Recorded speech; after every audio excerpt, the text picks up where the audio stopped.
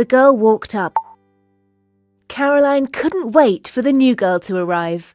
Miss Robbins, the teacher, had told them all about her. She was from a faraway country, and today would be her first day in her new school. Miss Robbins had told them all to be nice to the new girl. At registration, Miss Robin asked the new girl to come to the front of the class and introduce herself. The girl walked up looking very shy and nervous. "Hello," she said. "I am Funke." But she didn't speak in quite the same way that Caroline and Miss Robbins did. She sounded very funny. Some of the children laughed but stopped quickly when Miss Robbins glared at them. Miss Robbins wrote Funke's name on the whiteboard. Funke. Caroline sounded it out the way Miss Robbins had told her to try out new words. Odd, she thought Funke had said it more like Funke. Caroline shrugged and waved at Funke to come and sit next to her. Funke was getting used to her new environment and getting to know other classmates. During maths class, Caroline was surprised at how much Funke was very good at maths, adding up in her head much faster than Caroline could even write down the sum. How do you do that? Caroline asked. Funke smiled proudly.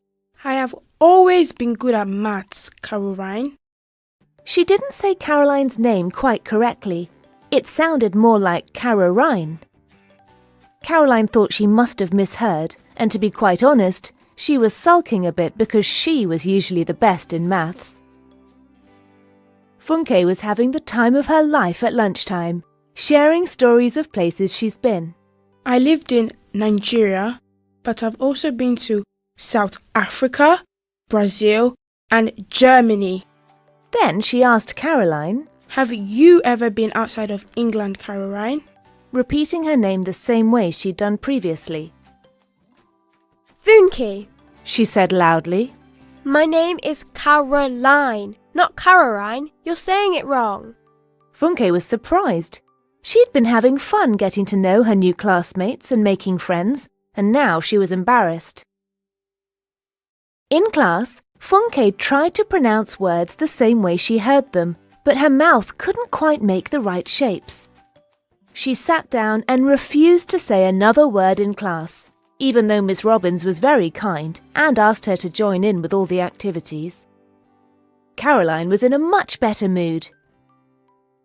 When the bell for lunchtime went, she called to Funke. Funke, come sit with me. Funke wasn't sure she wanted to be friends with Caroline and hesitated. Caroline saw this and added, I'm sorry I shouted earlier. I was in a bad mood. Funke thought about it, then shrugged and went to sit with Caroline. They ate their lunches, realizing that they both loved cheese and that their favourite crisp flavour was salt and vinegar.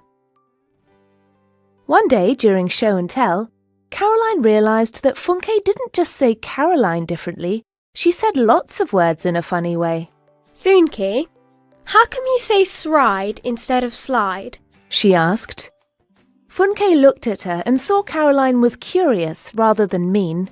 She wasn't shouting now at least, and tried her best to answer. I don't know, she said.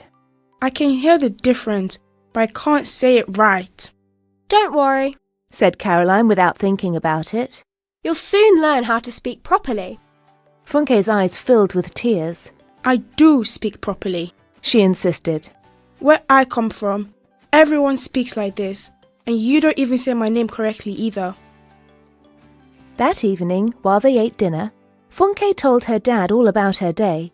She said that Caroline seemed friendly, but told her she didn't speak English properly. What do you mean you don't speak properly? Asked Dad. I say words differently from how the other kids in class speak. Oh. Dad laughed. Meanwhile, when Caroline got home, she had done some thinking. Funke had said her name wrong. Had it been unkind to say so? And what did Funke mean when she said Caroline had said her name wrong? Oh, it was all too confusing. It was time to ask a grown-up, thought Caroline, going to find her mum. She explained the whole story to her mum and asked, Was I mean? I don't want to be mean, Mum. OK, Mum was thinking. First of all, how did Funke say her name? Caroline said it as best she could. Funke? She stopped. That's not quite right, but sort of. Mum said, You mean like Caroline is not quite right, but sort of close to Caroline? Caroline nodded.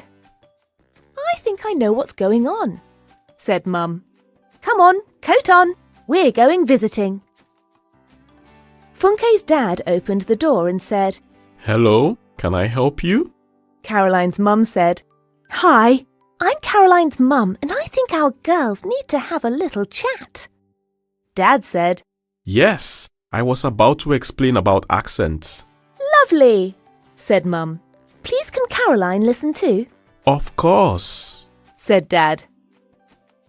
Girls, when you grow up speaking a language, any language, your mouth and tongue learn the shapes of that language. For example, the vowel sounds that Funke learned are more like a, e, o, u, while Caroline learned e, I, o, u. And every letter will be like that, similar but very slightly different. Other languages are also somewhat different. Isn't that amazing to be so close but with those minor differences?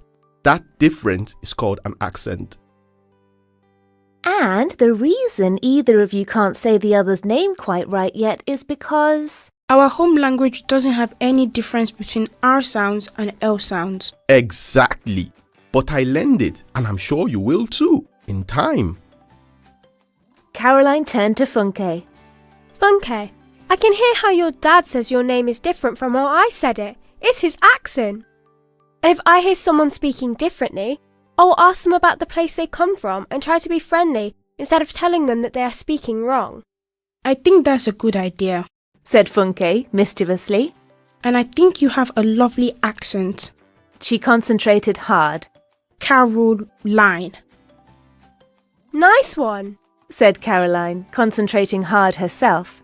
Funke?